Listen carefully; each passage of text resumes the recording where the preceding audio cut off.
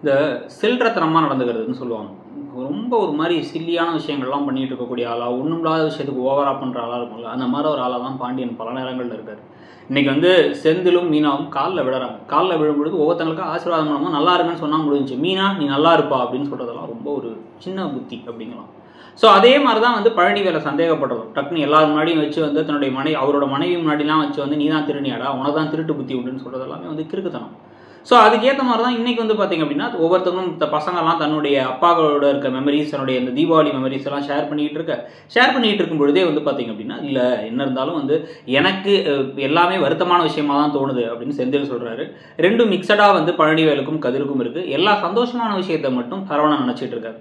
இதுக்கடையில் ஆனால் சரவணனுக்கு இன்னொரு கெட்ட விஷயமும் ஒன்று தெரிய வருது. என்னன்னா எல்லாரும் மாற்றி மாற்றி தீபாவளிக்குலாம் படத்துக்கு கூட்டு போக மாட்டாங்களாம் பேசிகிட்டு இருக்கேன். எங்கள் வீட்டில் 2010 மைனாவுக்கு கூட்டு போனாங்க. ஆனால் வந்து அப்போ தான் வந்து நான் தீபாவளி அன்றைக்கி மைனா பார்த்தேன் வேறு. ஸோ 2010 அன்றைக்கி மைனா வந்து கூட்டு போனாங்க. ஆனால் வந்து அப்போ வந்து நான் 10வது படிச்சுட்டு இருந்தேங்கிறாங்க தங்கமயில். 10வதா? அப்படின்னா உங்களுக்கு வயசு 30 அப்படிங்க. ஐயோ நான் அப்படி சொல்லலை, 5வது தான் படித்தேன், நான் குழம்பிட்டேன். 10th படிக்கும் போதெல்லாம் என்ன ஸ்கூலில் கூட்டு போகல, பொங்கலுக்கு தான் 2013 வேறு படத்துக்கு கூட்டு போனாங்கன்னு என்னென்னவோ வசனத்தை சொல்லி ஏமாற்றிக்கிட்டு இருக்காங்க. அப்போ என்ன வந்துச்சு, ஜில்லா தான் நினைக்கிறேன். ஜில்லாவும் அப்புறம் அந்த மாதிரி ஏதோ ஒரு படம் தான் வந்துச்சு அப்புறமா. கரெக்டு. ஸோ இப்போ அந்த படம்லாம் வந்து பேசிகிட்டு இருக்கும் பொழுதே வந்து இப்போ ஒரு மாதிரி வந்து டென்ஷன் ஆகுறாங்க. இப்போ தங்கமயில் இதை வந்து சரவணன் பார்த்துடுறாரு.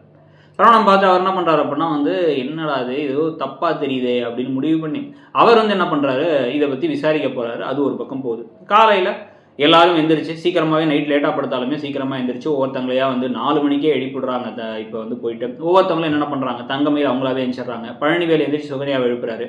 மீனா எந்திரிக்க மாட்டேன்னு தூங்கிட்டு இருக்காங்க. அரசியும் தூங்கிட்டு இருக்காங்க. ராஜியும் கதிரும் எந்திரிச்சிடுறாங்க. ராஜி ஐயோ நான் ட்ரைனிங் வர மாட்டேன்னு சொல்ல, அட ட்ரைனிங் இல்லாமல் போமா தீபாவளி ஆரம்பிச்சிருச்சுன்னு தீபாவளி நல்ல விதமாக ஆரம்பிக்கிறத காமிக்கிறாங்க. ஸோ இதுக்கப்புறம் தான் வந்து ஒரு பெரிய பெரிய ட்விஸ்டெல்லாம் நடந்து பழனிவேல் வீட்டை விட்டு போய் தனிக்கடை ஆரம்பிக்கிறது. தங்கமயில் மாட்டுவாங்களா மாட்டாங்களா, தங்கமயில் வயசு விவகாரம் வெளியே தெரிய வருது நடக்க போகுது. இதெல்லாம் பற்றி நீங்கள் என்ன நினைக்கிறீங்கிறத சொல்லுங்கள்.